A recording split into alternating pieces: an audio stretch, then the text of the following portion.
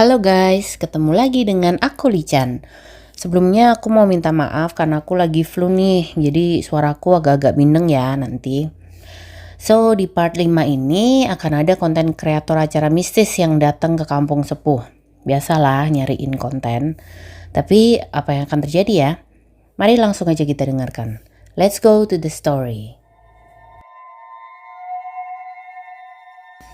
Malam itu terdengar suara mobil minivan hitam yang berhenti di depan gapura masuk kampung sepuh. Di bodi samping mobil itu terdapat tulisan Misteri Malam Channel. Terlihat 4 orang dalam mobil yang turun untuk mengambil gambar gapura itu. Mas, coba lu shoot gerbang masuk itu sama suasana kampung ya, mau gue jadiin bahan editing, kata salah satu orang. Iye, coba lu sorot pakai senter gerbangnya, biar gue jelas sambil gambarnya, kata orang yang satu lagi sambil memegang kamera. Cuma 3 orang yang sibuk merekam, sedangkan yang satu lagi duduk bersandar ke mobil sambil melihat sekeliling dengan waspada. Misteri Malam Channel ini adalah salah satu channel misteri yang sedang naik daun, terdiri dari Ayu sebagai host, Dimas sebagai kameramen, Martin sebagai editor, dan Parta sebagai ahli metafisika. Tagline andalan mereka adalah manusia derajatnya lebih tinggi daripada makhluk halus, sehingga tidak jarang mereka sengaja melakukan hal-hal yang dianggap tabu atau sakral supaya bisa melihat penampakan. Setelah selesai mengambil gambar gapura masuk, mereka pun kembali menaiki mobilnya dan melaju masuk ke kampung sepuh yang sepi itu, sampai menemukan warung di pinggir jalan. Ujang sedang terdiam di dalam warung sambil melihat foto dari Aki Karma. Sudah beberapa hari ini warung sepi, gak ada hal yang menyeramkan terjadi. Sejak nenek Anteh datang ke warung, keadaan mendadak tenang. Tiba-tiba, ia melihat mobil van hitam berhenti di depan warungnya, dan turunlah 4 orang dengan membawa beberapa peralatan. Kang, numpang istirahat ya. Pesan kopi 3, mie rebus 3, sama susu 1 ya, kata Dimas pada Ujang. Kemudian Ujang membuatkan pesanan mereka dan menyuguhkannya. Akang dan Teteh ini dari mana? Kok datang ke kampung sepuh malam-malam begini? Tanya Ujang penasaran. Oh ini Kang, kita dari Mystery Channel. Lagi mau buat konten tentang Gunung Sepuh Kang. Dimas menjawab. Tapi Kang, mohon maaf sebelumnya. Saran saya sih jangan di Gunung Sepuh karena gunung ini sakral. Gak bisa dibuat main-main, kata Ujang. Namun orang-orang itu hanya tersenyum, tidak menunjukkan ketakutan di wajah mereka. Tenang Kang, ada aku yang jaga, kata Parta dengan sombongnya.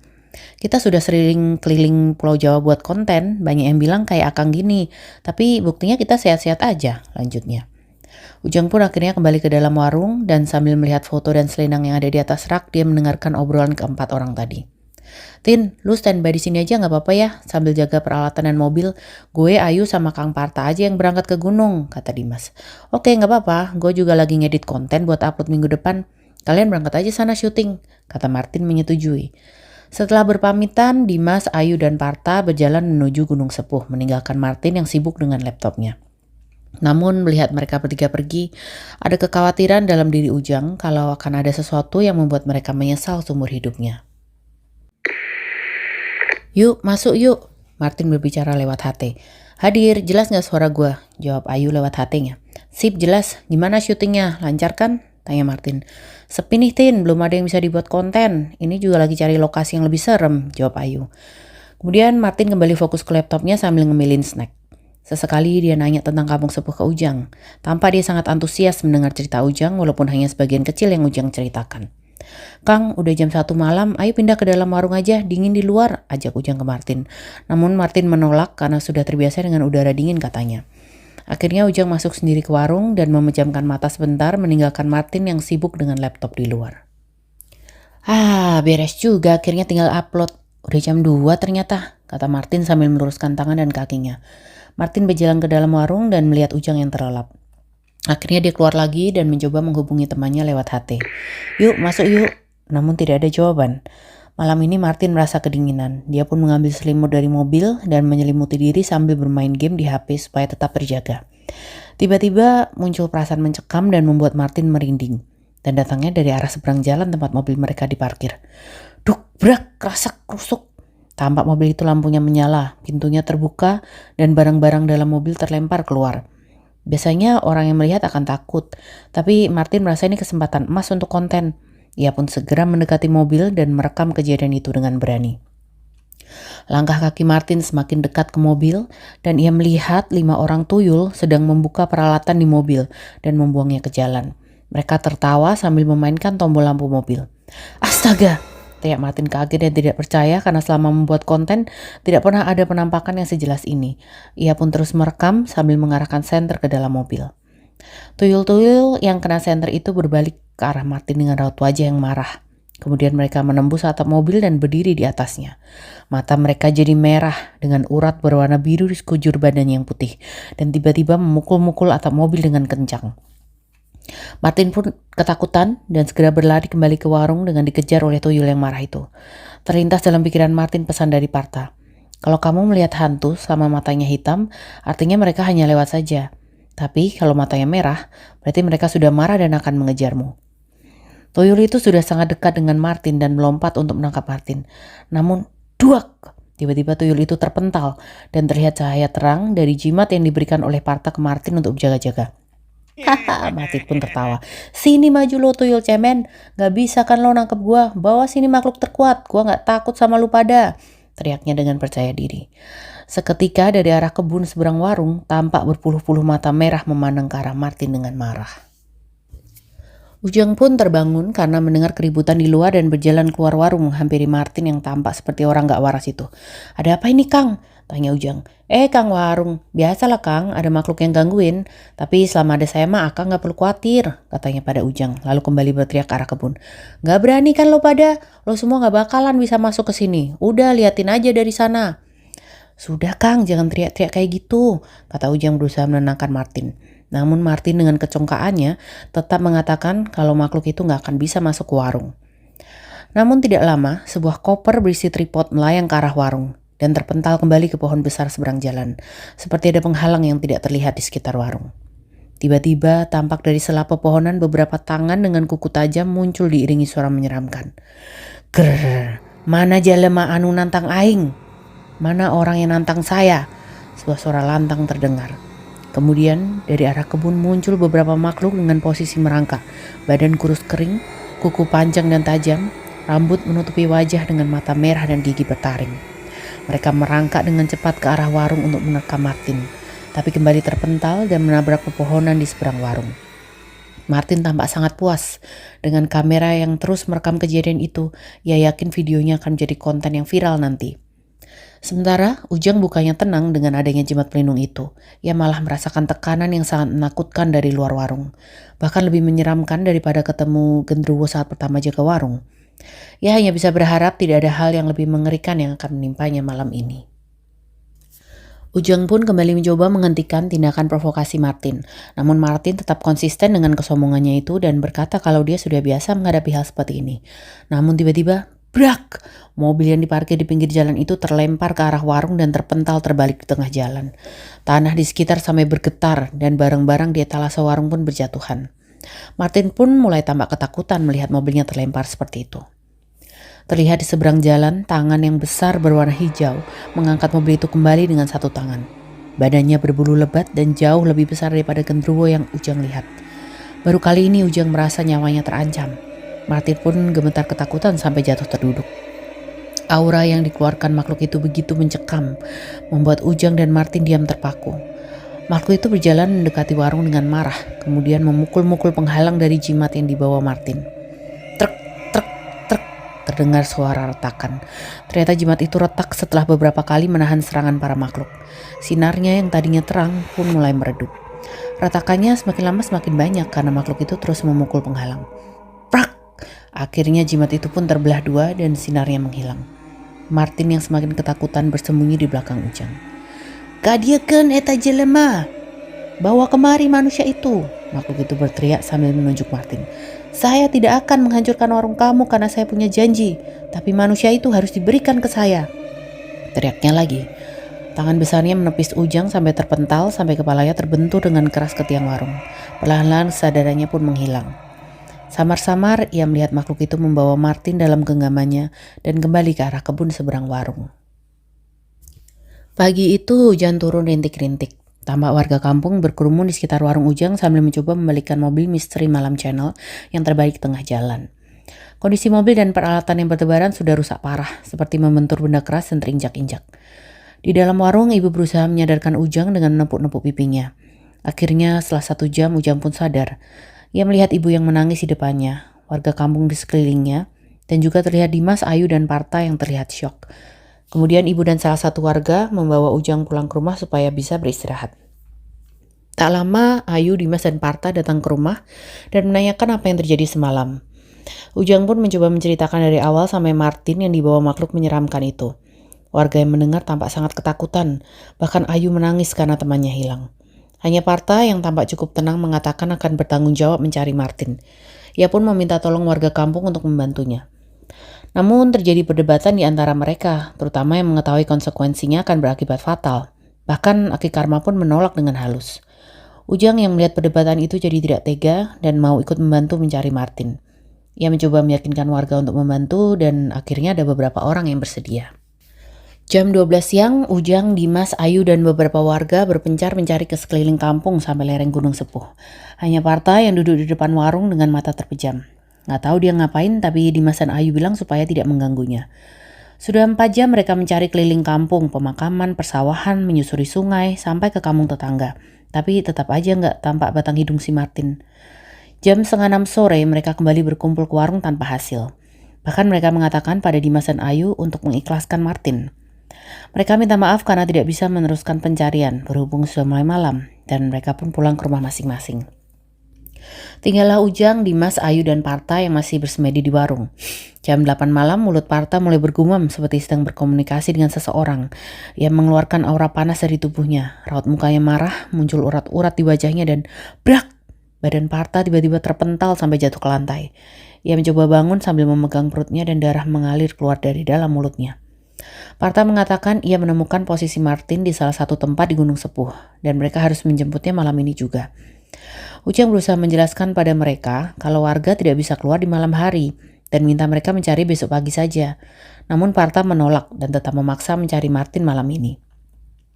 Sewaktu matanya tertutup tadi, jiwa Parta terbang mencari Martin dan ia menemukan tubuh Martin yang sudah kosong di tengah hutan dan jiwanya sedang dikurung oleh beberapa makhluk di sana.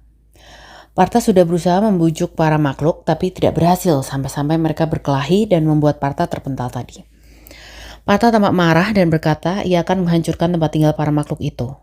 Kemudian ia berkata pada Dimas dan Ayu untuk meminjam tubuh mereka sebentar. Ayu dan Dimas mengangguk, kemudian berdiri membelakangi Parta. Di situ Parta membaca mantra dengan tangan yang menempel pada punggung Ayu dan Dimas. Ujang melihat ada cahaya putih terang di atas kepala Ayu dan Dimas yang masuk perlahan. Ada apa, Cu? Tiba-tiba suara Ayu berubah menjadi suara nenek-nenek dan tubuhnya pun menjadi bongkok. Sedangkan Dimas saya diam dengan tatapan tajam ke arah Gunung Sepuh. Parta menceritakan apa yang terjadi kepada Ayu yang dirasuki nenek itu. Kemudian Ayu mengangkat tangan sambil membaca mantra dan muncullah cahaya terang yang sangat menyilaukan. Ujang sampai harus menutup mata dengan tangan saking silaunya. Hingga akhirnya cahaya itu redup. Saat Ujang membuka matanya kembali, Parta, Ayu, dan Dimas sudah tidak ada. Dan ia melihat cahaya terang itu terbang dengan cepat ke arah Gunung Sepuh. Sehari sudah berlalu sejak Parta, Ayu, dan Dimas pergi untuk menjemput Martin. Ujang menunggu di depan warungnya dengan harap-harap cemas karena tidak ada kabar sama sekali. Belum juga 1 bulan Ujang balik kampung, sudah banyak kejadian yang gak masuk akal. Apalagi Bapak Ujang yang setiap hari harus mengalaminya dulu. Semakin besarlah keinginan Ujang untuk menyelesaikan apapun itu yang menyebabkan mereka harus membuka warung 24 jam. Dia tidak ingin anak cucunya menanggung beban itu juga. Sambil melihat foto dan membaca tulisan di belakangnya berulang, Ujang larut dalam lamunan. Dia mencoba mengingat kejadian yang dialami, sosok yang hadir dalam mimpinya, pertemuannya dengan berbagai makhluk, tapi belum bisa menjadi petunjuk kuat untuk memecahkan misteri warungnya. Tiba-tiba bulu kuduk Ujang merinding, suasana menjadi hening, suara binatang tiba-tiba hilang, hanya suara detak jam di dinding yang terdengar. Setelah beberapa menit berlalu, Ujang memberanikan diri keluar warung sambil membawa lilin dan korek. Takutnya tiba-tiba mati lampu lagi ya kan? Di luar keadaan masih sama saja. Kampung pun masih sama, gak berubah seperti kampung yang pernah Ujang datangi beberapa hari lalu. Ujang semakin penasaran karena rasa merindingnya tak kunjung hilang. Namun karena tidak menemukan apa-apa, ia pun memutuskan kembali lagi ke dalam warung. Saat Ujang membalikkan badan, tiba-tiba ia mencium bau melati yang sangat menyengat dari arah warung. Dan ia pun melihat sesosok wanita berbaju merah dalam warung yang menyeringai ke arah Ujang. Namun kali ini matanya tidak terlihat merah.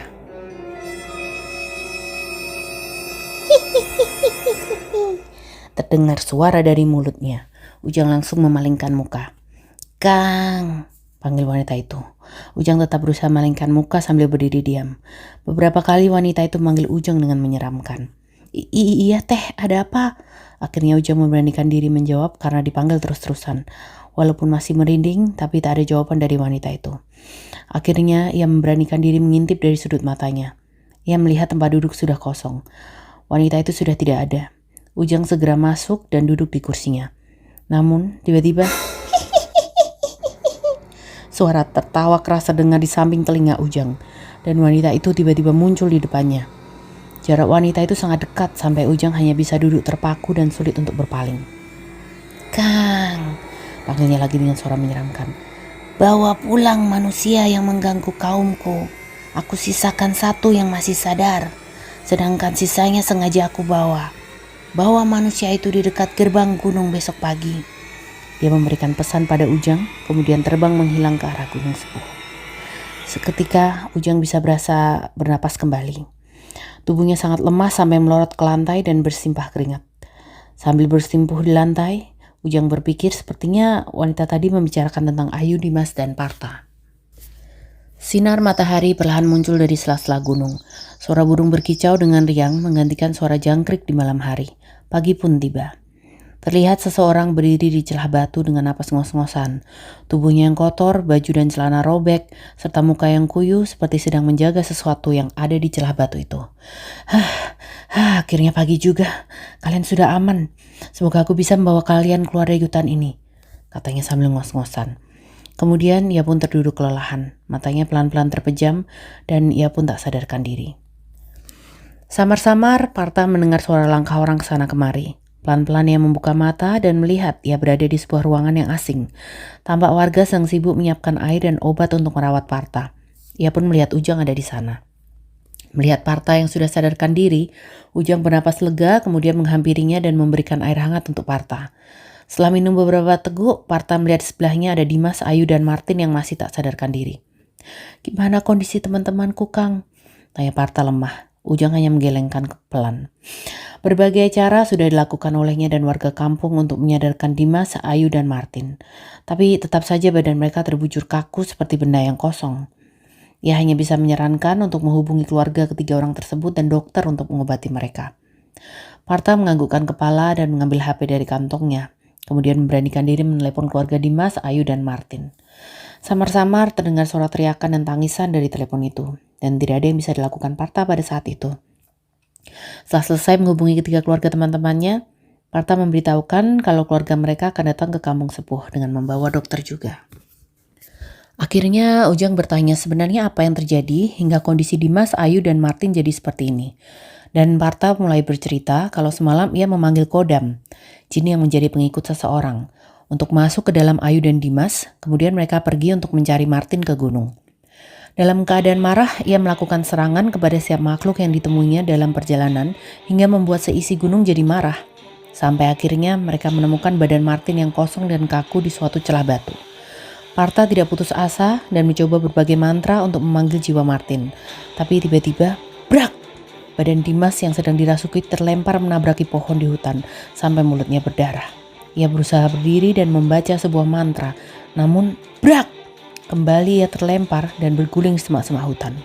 Tampak berpuluh-puluh pasang mata merah mengelilingi mereka dengan tatapan marah. Cu, kamu harus segera keluar dari sini. Nini gak bisa menahan mereka semua. Cepat bawa dua temanmu, Cu. Kita harus pergi dari sini, kata Ayu yang dirasuki oleh nenek-nenek. Partha pun segera berlari mengangkat Martin, kemudian menghampiri Dimas untuk membawanya juga. Tapi baru beberapa langkah berlari, sebuah tangan panjang menghempaskannya sampai menabrak dinding batu. Dengan susah payah, Partha berusaha bangkit kembali sambil gemetar. Ia memaksakan kakinya untuk bergerak dan menyeret tubuh Dimas ke dekat Ayu. Dan lagi-lagi tangan panjang itu muncul. Kali ini mencakar kaki Partha sampai celananya robek dan darah pun mengucur. Nih, tolong bantu aku memasukkan tubuh teman-temanku dalam celah batu ini. Dan bantu jaga tubuh Ayu juga dalam celah ini ya. Jangan sampai diambil makhluk gunung. Ayu pun kemudian membawa tubuh Dimas dan Martin serta berdiam di dalam celah menyisakan Partha di luar yang membaca mantra untuk membuat dinding tak terlihat di sekitar batu itu. Aku harus bertahan sampai pagi, pikir Partha. Ujang sangat kaget mendengar cerita Partha.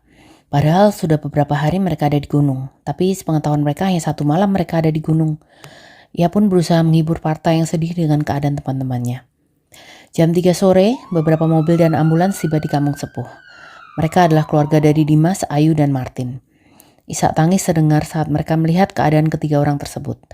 Ujang, Parta, dan Aki Karma mencoba berbicara dengan keluarga-keluarga tersebut, namun mereka sepakat untuk bilang kalau Dimas, Ayu, dan Martin terjatuh di Gunung Sepuh pada saat membuat video konten. Akhirnya tubuh ketiga orang itu dibawa dengan ambulans ke rumah sakit besar di kota. Parta pun berpamitan dan berterima kasih kepada Ujang serta warga Kampung Sepuh yang telah membantunya. Ia pun meminta maaf karena demi konten ia sudah meremehkan makhluk di sana sampai hampir merenggut nyawa mereka semua. Ngeri banget ya guys, demi konten sampai hilang nyawa 3 orang.